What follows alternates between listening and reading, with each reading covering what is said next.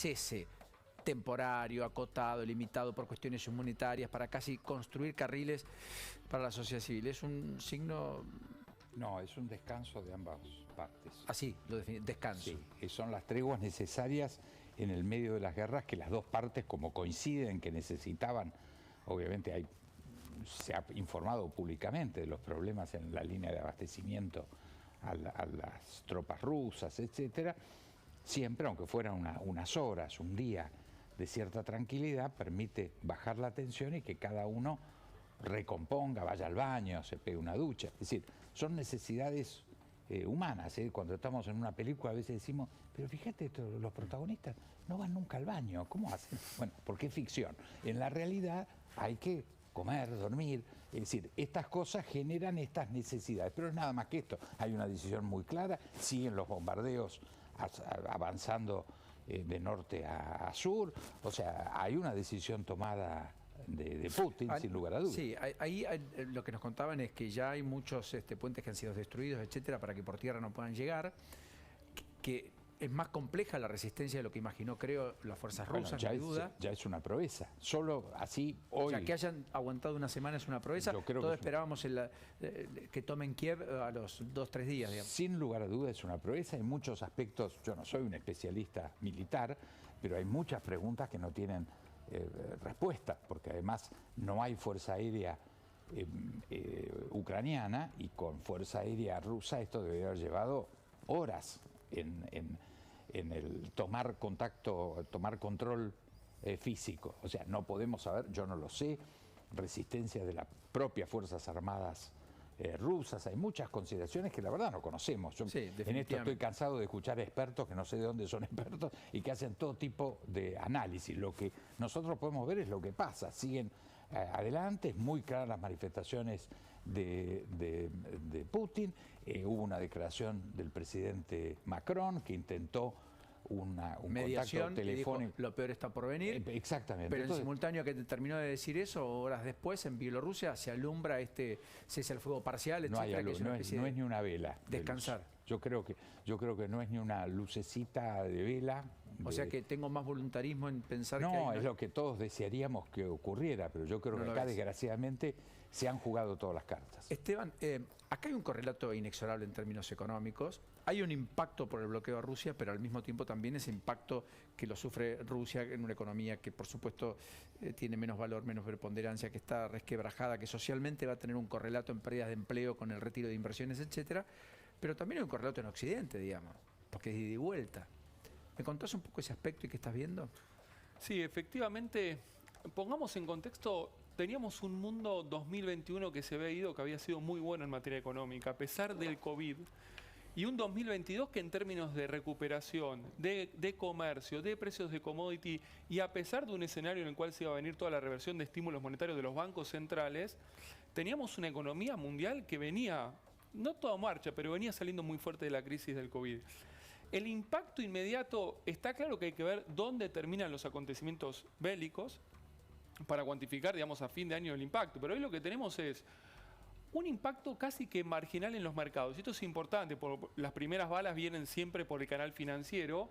Se golpeó muy fuerte la bolsa de valores rusa, de hecho suspendió operaciones, saltó fuerte el rublo. Hubo un impacto muy direccionado en las variables financieras rusas, algo en las economías del este, y en Europa ya fue poco, y en Estados Unidos nulo. Digamos, tenés en ese sentido algo interesante de que uno esperaba tal vez un daño más importante en el frente financiero y fue poco. Hay un segundo canal de impacto que tiene que ver con los precios de los commodities, donde por la estructura económica de Rusia y de Ucrania pegó muy fuerte en commodities agrícolas. Esto le juega muy a favor a la Argentina. Por ser Ucrania el granero de Europa, por ser Rusia un productor importante de trigo, etcétera. Por eso el trigo hoy está en un valor hoy pasó histórico. Los 410, es récord absoluto. La soja estaba en 4.40. 4.40 por haber llegado. Yo desde hace 3 horas no entré a los mercados, pero la soja estaba a 4.50 a principio de año. Con el avance de las milicias rusas ya venía subiendo y en la última semana saltó a 620 también. Yo no sé en cuánto estará. ¿Cuánto cerró, Javi, hoy la soja? El último momento a 6.23, Paulino. 6.23. ¿Y el trigo? El trigo 4.48. 4.48. Inédito, histórico. Bueno, jamás inédito, el trigo valió eso en el mundo. Correcto. Esto tiene que ver precisamente con que Ucrania y Rusia son grandes jugadores de productos agrícolas y después tenés el impacto en los precios de la energía. Hoy el petróleo también subiendo fuertemente, acá en la zona de 120, etcétera. Entonces, acá tenés un segundo elemento. Perdón, 120 es el doble de lo que estaba hace 4 meses, que estaba en 60. Sí, 70. estaba ya casi en la zona de 80, 90 a fin del año pasado. Por eso digo, hace 6 meses estaba ahí. Correcto. Casi en máximos de 10 años. Digamos, y esto es un problema, y esto sí va a tener un efecto de derrama a toda la economía mundial. ¿Por qué? Porque esta economía mundial, así como yo te digo, venía recuperándose con fuerza, con mucho más fuerza de lo que todos esperábamos en la salida de la pandemia. Digamos, el gran problema era que estaba inflacionando más. De hecho, Estados Unidos arriba del 7%. Y se venía toda, digamos, la artillería de los bancos centrales para empezar a contrarrestar esto. Y ahora se encuentran con este fenómeno. Y esto obviamente ¿Y vos crees también... que eso cambia la hoja de ruta del aumento de tasas? Sí, para intentar seguramente. ¿Sí? Seguramente. ¿Crees que hoy van a el esperar un sendero poco para seguir apoyando? No, hoy el sendero de desinflación es más incierto. Digamos, esa expectativa de tener una inflación a fin de año en la zona del 3% en Estados Unidos, hoy va a ser mucho más complejo de lograr. Y esto probablemente va a implicar mayor dureza en términos de la reversión de los estímulos de los bancos Con lo cual, centrales. digamos, más tasa de interés. O sea, un aumento de los bonos del Tesoro norteamericano que van a ser un poco los que absorban los flujos de inversión en el mundo. Por lo tanto, nos va a pegar a nosotros porque nuestros bonos van a ser poco apetecibles y muy riesgosos. Ahí Argentina tiene una virtud dentro de tanto defecto. Está desconectada del canal financiero. Digamos, Claro, hoy con lo los cual bonos el acuerdo están con en el fondo piso, te van a poner un nivel distinto. Es que el acuerdo con el fondo no va a restablecer el ingreso a los mercados de capitales para la Argentina desde mi punto de vista. Y termino con el último canal y conecto en Argentina. Digamos, esto va a tender a un mundo que va a desacelerar en términos de la fase de recuperación que estaba transitando. Para mí desigual, Rusia ya ingresó en recesión, como vos mismo lo dijiste. La parálisis que está generando toda esta represalia comercial, económica y financiera está generando un daño enorme en Rusia que automáticamente ingresa en recesión. Europa tenía una salida más lenta, eventualmente en función de cómo continúe el conflicto, probablemente no recupere, quede en cero, tal vez recesión, y Estados Unidos va a desacelerar, el mundo va a desacelerar. Entonces uno baja a la Argentina, tenemos un mundo con más inflación y menos actividad. Y Argentina ya tenía un problema, digamos, de inflación. Es cierto que los commodities agropecuarios de alguna manera nos van a dar un poco más de dólares, pero eso que te da, te lo va a sacar la energía. Entonces la balanza comercial va a quedar neutra en términos de mejoras. Digamos, para la Argentina, en definitiva, esto es un mundo desacelerando con más inflación. Para una Argentina inflacionaria va a implicar inflacionar todavía más. Es impresionante cómo Esteban puede sintetizar, digamos, con esa cantidad de datos y con toda la expertise que tiene. Yo solo un dato. España, se conoció el dato del desempleo ayer, y tiene más empleados que en la prepandemia. Hizo una reforma laboral, en términos contractuales, tiene más empleo registrado, por lo tanto menor desempleo, aún sin tener el sector turismo ni siquiera en los parámetros prepandemia, que es una de las economías donde el sector turismo es más tracción, es casi el 20% del PBI, en Argentina es ni siquiera el 3%, digamos. Imaginemos que esa es la idea que vos querías dar, digamos, que el mundo se recuperó muy rápido, aún Europa, y que esto lo puso como una especie de impas la guerra, pero que no hay un correlato tampoco tan fuerte, por lo pronto, como se hubiera imaginado en la antesala frente a un conflicto bélico. Efectivamente, y te diría que Argentina en parte no tiene tanto para envidiar de España, porque es cierto lo que dijo el presidente. Argentina también recuperó el nivel de empleo prepandemia, pero con una trampa. Esta economía en 2 años rompió 40.000 empleos registrados y sumó 70.000 públicos y 170.000 monotributistas. Esto no es menor. O sea, hay más empleo registrado que pagan aportes, pero mucho más independiente, individual, volátil. Sí, volátil. A ver, una persona que se quedó sin trabajo estable en alguna corporación o en una pyme... Se creó su propio empleo. Claro, me abro de monotributo, me pongo a trabajar para una de las empresas de envíos rápidos, pero eventualmente si yo me enfermo no cobro. Si salgo y no hay trabajo, no cobro tampoco. Vacaciones pagas no tengo. Hay una precarización laboral muy importante. Y esto explica un dato interesante, porque la economía argentina, el mundo se recuperó con fuerza y Argentina también, muy apalancado por el boom de commodities el año pasado. Fue un viento de cola extraordinario. Después podemos hablar del otro frente, porque ¿cuánto se acumuló de reservas? Nada. Pero la economía, vamos a decirlo, estaba en el piso 100, se va al 90, del 90 vuelve al 100.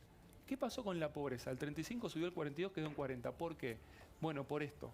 Precarización laboral, no se pudo recomponer el ingreso real, el incremento del Estado, el sector privado castigado. Digamos, esta economía se comprometió en términos de la fase de recuperación, se forzó la máquina el año pasado, desestabilizó el frente financiero cambiado monetario, que es lo que tenemos que acordar ahora con el fondo y arreglar, y de alguna manera seguimos sin poder resolver problemas de una economía. Cuando llega el COVID es un meteorito. Nos tiró a todo el mundo a la banquina, pero Argentina ya estaba en la banquina. Se va el COVID, tenés esa recuperación técnica Pero no impulsada nos por la pudimos subir COVID, a la ruta. y ahora no estamos en la ruta de vuelta. Diego, en términos geopolíticos, ¿el mundo está cambiando? Sí, sí, yo creo que es espectacular el cambio. Definime esa transformación. ¿Hacia qué mundo vamos? Putin quiso llevarnos de nuevo al siglo XX, como si fuera la ocupación de Hungría de 1956. Ese mundo no lo acepta. Está claro la votación en Naciones Unidas, un frente hoy encabeza... 141 países. Claro, y hoy China encabeza un frente que está de acuerdo, integrado por Eritrea, Corea del Norte, Bielorrusia y Siria. Ese es el frente de Rusia, ¿no? Ese es el frente de Rusia. Ah, no, China más, se abstiene. más Venezuela, que no puede votar porque perdió el derecho de voto. Ah, correcto. Bueno, ese es el frente. ¿Qué significa esto? Esta guerra está perdida. La guerra de Putin. Rusia es una gran nación, fue un gran imperio, fue la Unión Soviética. Sos taxativo, la guerra de Putin está perdida, no tengo la menor duda. Esto es un intento porque el mundo ha decidido eso. Pensar que Suecia, Finlandia y Suiza, países que históricamente nadie les hubiera pedido que rompan con su neutralidad absoluta, y la rompieron. Sí, claro. Suiza embargando cuentas, cosa inédita. Suecia enviando armamentos de primer nivel. Hoy están destruyendo a los tanques con obuses de mano fabricados por Suecia. La ministra de Defensa, ante el apriete de Putin, le dijo, no, nosotros vamos a apoyar a Ucrania. Esto es un hecho absolutamente... Cuento esto, hay miles, ¿no? Pero estos son los significativos que marcan que el mundo no quiere volver al siglo XX. La pregunta del millón, ¿por qué está equidistante China? ¿Por qué es tan ambivalente? ¿Por qué se abstiene, no condena ni tampoco favorece? En este conflicto, decididamente, su abstención es estar en contra. Es muy sencillo. ¿Cómo empieza este...? Perdón, hay muchos que me dicen, la abstención es estar a favor de Rusia. Vos me decís, no. ¿la abstención es estar en contra? Es estar en contra. ¿Qué es lo que gatilla este conflicto? El reconocimiento de las dos provincias del este como la independencia. Los separatistas, digamos. Bueno, China tiene 4 regiones que tienen reivindicaciones separatistas, y para China eso es intocable. Más, si uno lee el comunicado, hay que entender el idioma chino. El comunicado oficial, muy oscuro, no claro, no explícito, no habla de condenar la invasión, pero dice clarito que el objetivo es la integridad territorial de Ucrania en los términos de la Carta de Naciones Unidas, que es la Ucrania que todos conocemos. Es decir, esa Ucrania que contiene a esas dos provincias, expresamente China ha dicho, son parte de Ucrania y yo no puedo participar. El principio de territorialidad, China lo defiende. No, centralmente. Porque se defiende a sí misma. Por Xinjiang, en el noroeste, Tíbet, Hong Kong y centralmente, el caso más conocido, Taiwán. Es decir, no hay posibilidad que China es como nosotros, que tenemos que defender el principio de territorialidad por nuestras Malvinas. Las transferencias económicas en China se hacen por el sistema SWIFT. Cuando yo le tenía que mandar plata a un hijo, iba a la sucursal del banco en China, ponía el código SWIFT, de ahí mandaban del Banco de China, de mi sucursal a media cuadra de la embajada, al Banco Nación Nueva York, y de ahí a Buenos Aires. Eso no está funcionando hoy. Esto es un dato central. ¿En China? Se han roto las cadenas de pago y de cobro bancarias. Pero eso en Rusia. En Rusia y China, en la relación con China. Ah, Rusia y China. Claro. China tiene... O sea, no es solo Occidente el que bloquea el código SWIFT, no, también China. Está participando China. Porque ahí hay digamos, una negociación bilateral. Rusia-China muy importante, tiene una economía muy ensamblada. Pero no en esto. Por eso hay un cambio. Yo estoy convencido. Viste que acá hay muchos especialistas, ahora hay especialistas en relaciones internacionales, de todo tipo, ¿no? Como había muchos sanitaristas. Qué bueno que lo puedas decir, porque yo ayer dije, disculpen si pido disculpas, si no sé, si pido perdón, si digo no conozco. No, lo que hay que palabras poco habituales, es en los hechos que vemos y en los dichos de los protagonistas. Eso sí es el único dato que nosotros tenemos. Ahora, en todos estos expertos que ya dicen que estuvieron como comiendo pizza con Xi Jinping y Putin cuando estuvo en Beijing y que ahí arreglaron que iban a esperar que terminara los Juegos Olímpicos. Todo esto no sé de dónde lo sacan.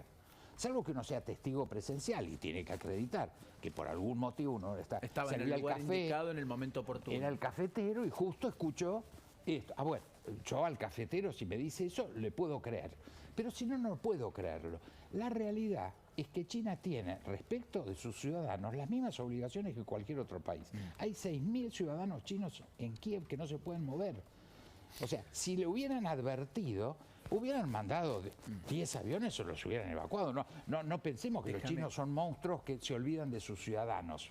Si no, no serían la potencia que son si se olvidaran de sus ciudadanos. Déjame hacer una última pregunta, Esteban, y una última para vos. En tu caso, Esteban, ¿imaginás una economía en la Argentina posacuerdo con el fondo? Si el trámite parlamentario fluye y finalmente, en virtud de que no hay plan B, digamos, el acuerdo se aprueba. ¿Imaginás una hoja de ruta financiera mucho más holgada y por lo tanto que apuntale ciertos cambios en la racionalidad económica con la cual se gestiona hoy la economía o no tanto? Holgada no. Con ciertos parámetros de estabilización parcial, sí. Digamos, yo el programa con el fondo lo llamo un plan antihuelco. Digamos, en el sentido de que... Plan antihuelco. Claro. ¿Viene a resolver problemas de la economía argentina? Bueno, ¿qué problemas tenemos? Yo diría 3, no voy a profundizar, pero hay un problema de escasez de dólares y que no tenemos crédito, riesgo país, etc. Esa era la agenda de corto plazo, que es por lo que está el Fondo Monetario desde hace casi 4 años en Argentina. La agenda de mediano plazo, esto es muy relevante, es la agenda estanflacionaria. La pregunta es, ¿por qué esta economía desde hace 10 años no puede crecer? Y tiene alta inflación. Desde el año 2010-2011 que no tenemos 2 años seguidos de crecimiento. Si vos no tenés crecimiento, lo único que crece es la pobreza. Y esta era la agenda para mí que había que aprovechar en el marco de este programa para poner sobre la mesa, tenemos estos 10 problemas. Y esa agenda no está. Y esa agenda no está. Entonces, cuando vos ves esta agenda no está, bueno, vuelvo a la de corto plazo, ¿resolviste esto? No, lo pateé para adelante. Digamos, en el sentido que acá es un programa sin reformas estructurales, digamos, sin una consolidación fiscal monetaria contundente, hay una laxitud fiscal, decir, bueno, voy a ir cerrando, no sé cómo, se empieza a conocer algunos detalles. Para mí hay algunos eslabones perdidos del programa que no cierran, lo quiero estudiar, pero el tema de las tarifas para mí no cierra. El tema de la acumulación de reservas para mí no cierra. Entonces, en ese sentido, este programa, si es antihuelco, el fondo te pone parantes, para que no, pero yo te diría, no tiene garantías. Entonces, holgura no. Eventualmente la brecha puede bajar un poquito, dudo que puedas recomponer reservas, y si no recomponer reservas va a ser muy difícil contener todo el desorden monetario que tenés atrás. Gracias, Esteban, enorme Por favor. placer. No quiero desaprovechar, usted estuvo en el tema Vicentín. Estoy de hace 2 años trabajando intensamente. Que es un muy buen caso porque nos liga con todo esto que estamos hablando. Perdón, este era el mes clave, o yo me equivoco, para el acuerdo con los acreedores y salir a flote. Y tiene que ver, ¿va a haber acuerdo, entiendo usted? Yo estoy seguro que sí, pero hay un paralelismo entre la situación vicentina y la situación país. ¿Cuál? O sea, nosotros decimos, se encuadró Argentina en el mundo a partir de la declaración del canciller en Ginebra y de la votación en Naciones Unidas. No, ese es el 20%, el 15% de la reinstalación de Argentina en el mundo occidental al que pertenecemos. Esto ni remotamente está ocurriendo. En Vicentín pasa eso. El representante del gobierno en el proceso de Vicentín no son los bancos privados, no son los 1000 o más productores granarios, sino que es el Banco Nación. ¿Y qué actitud adopta el Banco Nación? El Banco Nación adoptó desde hace 2 años la actitud de vamos a por Vicentín, que Vicentín o quiebre o se estatice. La actitud desde Vicentín, ¿cuál fue? No, ni quiebra, ni estatización, ni extranjerización. Y logramos un equipo de gente, sin lugar a dudas, no yo a título personal, pero me siento honrado de estar trabajando en ese equipo, en haber juntado un Dream Team, que es ACA, la principal cooperativa agraria, Molinos, una gran compañía alimentaria de Argentina privada, claro, y Viterra, una gran compañía internacional, la compañía internacional en minoría. Este consorcio está aspirando a quedarse con la Vicentín del futuro, apoyada por los bancos extranjeros, por otros bancos nacionales y por la mayoría de los productores. Sin embargo, el Banco Nación sigue con el argumento predefinición, o sea, con la Argentina esta que se encuadraba en el anti-Argentina o antimundo. Y esto no puede ser. Hay un dato muy importante. El último. Vicentín es como fue en su momento el grupo SIAM o Sacetru, grandes empresas y muchas Con miles mucha de medianas y raigambre pequeñas en el Argentina. que se perdieron en cada crisis. Esta no se va a perder. Estamos en una enorme oportunidad. El nuevo conjunto que se arma representa 74 millones de toneladas de grano por año y todo el resto del sistema 90. Una oportunidad extraordinaria. Y todavía el gobierno, dentro del Banco Nación, que es su representación en este proceso, en vez de apoyar este proceso, está trabajando para que la empresa o quiebre o se estatice. Hay algo que hay que ajustar. Gracias.